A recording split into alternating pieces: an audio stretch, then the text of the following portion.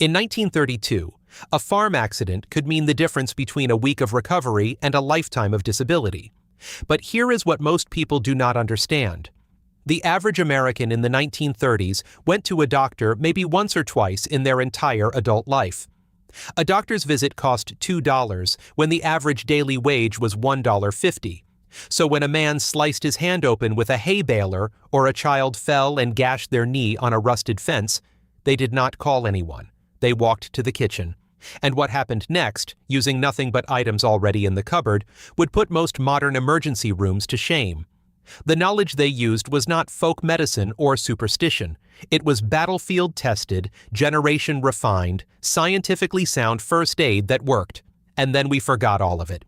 Stay with me, because what I am about to show you about infection control using ordinary table sugar will completely change how you think about wound care. We start with the fifth lesson, and it involves something you probably threw away this morning. In 1935, if you suffered a deep cut or a puncture wound, the first thing that came out was not a bandage, it was bread, white bread to be specific.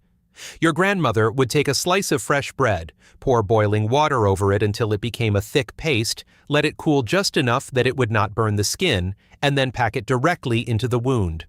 This was called a bread poultice, and it was the most common first-line treatment for any wound that looked like it might get infected. The bread would draw out dirt, foreign material, and bacteria while keeping the wound moist. They would change it every few hours, and by the next morning, a wound that should have turned angry and red would be clean and already starting to close. Now here is what makes this interesting. Modern wound care has spent the last 2 decades rediscovering what they called moist wound healing. A study from the Journal of Wound Care confirmed that keeping a wound in a moist environment speeds healing by up to 50% compared to letting it dry out and scab over. Your great-grandmother knew this in 1930 without reading a single medical journal. She knew that a wet bread poultice kept the wound from forming a hard scab that would crack and reopen. She knew that the starches in the bread created an environment where healthy tissue could regenerate faster. Today, you can buy a product called hydrocolloid dressing that does the exact same thing. It costs $8 for 5 bandages. A loaf of bread in 1935 cost 8 cents and could treat 20 wounds. The principle is identical. We just gave it a medical name and multiplied the price by 100. If you needed something stronger, they turned to the second ingredient, and this one was in every single kitchen in America. Granulated white sugar. When a wound was deep, dirty, or showed early signs of infection, they would pack it with plain table sugar, not a little. Sprinkle. A full packing. They would pour sugar directly into the wound until it was completely filled, then wrap it with clean cloth. The sugar would pull moisture out of bacterial cells through osmosis, killing the infection before it could take hold. They would change the dressing twice a day, and wounds that should have required amputation would heal clean. This was not guesswork. Medical records from the Civil War show that field surgeons used sugar to treat infected wounds when they ran out of other supplies. A study conducted at Loma Linda University in the 1980s revisited this method and found that sugar dressings reduced bacterial counts in infected wounds by over 90% within 72 hours. The mechanism is simple. Bacteria need water to survive. Sugar is hygroscopic, meaning it pulls water out of everything it touches. When you pack a wound with sugar, you create an environment where bacteria physically cannot live. Modern hospitals now use medical-grade honey for the same purpose, and they charge $40 for a small tube. Your great-grandfather used a 50-cent bag of sugar from the general store and got the same result. But here is where it gets even more practical. They did not stop at sugar. If the wound was on a hand or foot and starting to swell, they would make a soak using Epsom salt. A tablespoon of Epsom salt dissolved in a quart of warm water. You would submerge the wounded area for 15 minutes, 3 times a day. The magnesium sulfate in the Epsom salt would reduce swelling, draw out infection, and speed up the healing process. A 1-pound bag of Epsom salt cost 10 cents in 1935 and could last a family an entire year.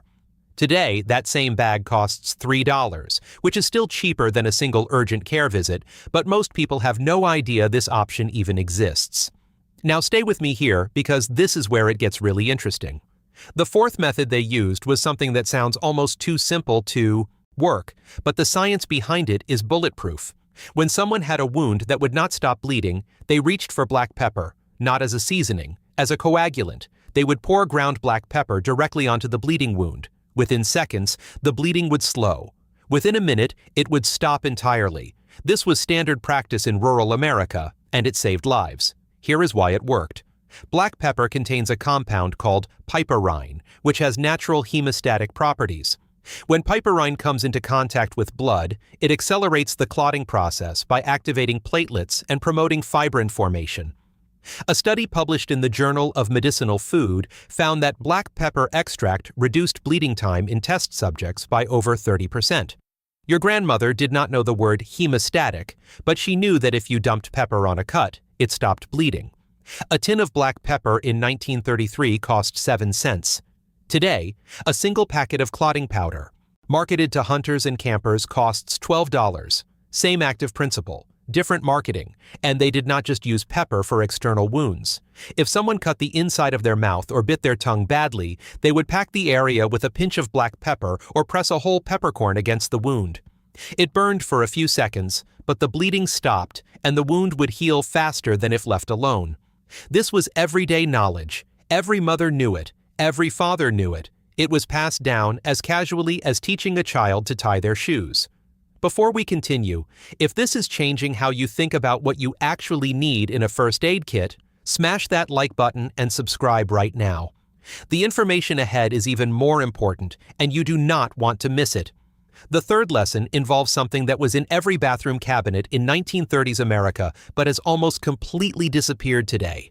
Witch hazel. Not the cosmetic toner you see in drugstores now. Real distilled witch hazel extract. When someone had a scrape, a burn, or a wound that was not deep but covered a large area, they would soak a clean cloth in witch hazel and apply it directly to the skin. Witch hazel is a natural astringent and anti-inflammatory. It stops bleeding, reduces swelling, and creates an environment where infection cannot start. Dermatologists at the Mayo Clinic have confirmed that witch hazel contains tannins, which have antimicrobial properties and help skin tissue contract and heal.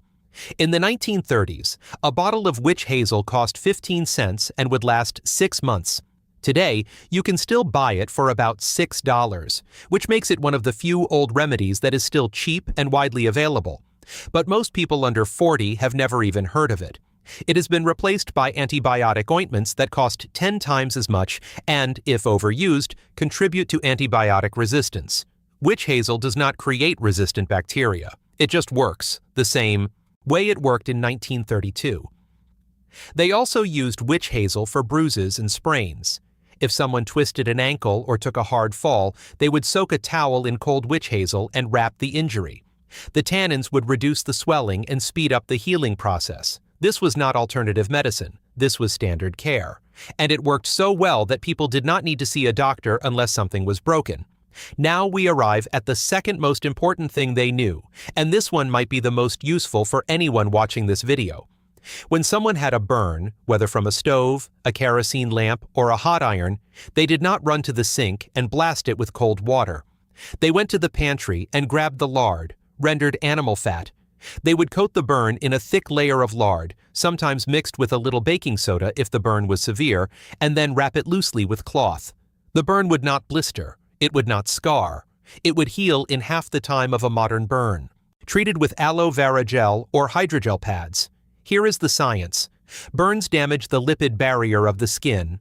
That barrier is made of fats. When you apply animal fat to a burn, you are giving the skin the exact building blocks it needs to repair itself. A study from the Journal of Burn Care and Research found that occlusive fat-based dressings reduce pain, prevent infection, and speed healing in second-degree burns. Lard is occlusive.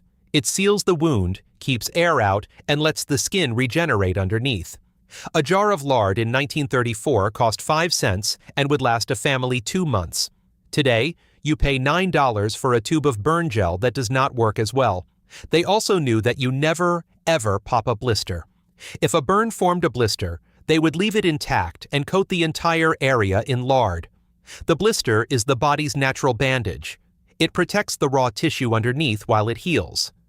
Modern emergency medicine agrees with this completely, but most people still pop blisters because they think it will heal faster. It does not. It increases infection risk and slows healing.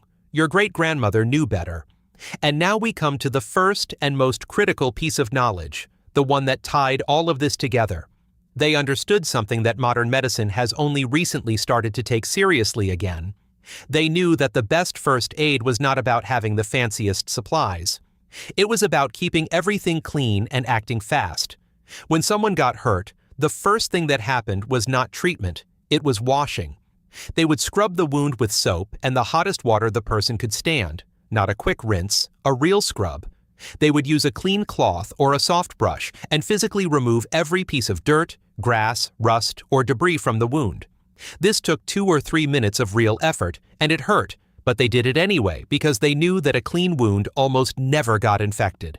A report from the Centers for Disease Control found that proper wound irrigation and cleaning reduces infection rates by over 70% compared to wounds that are just wiped off.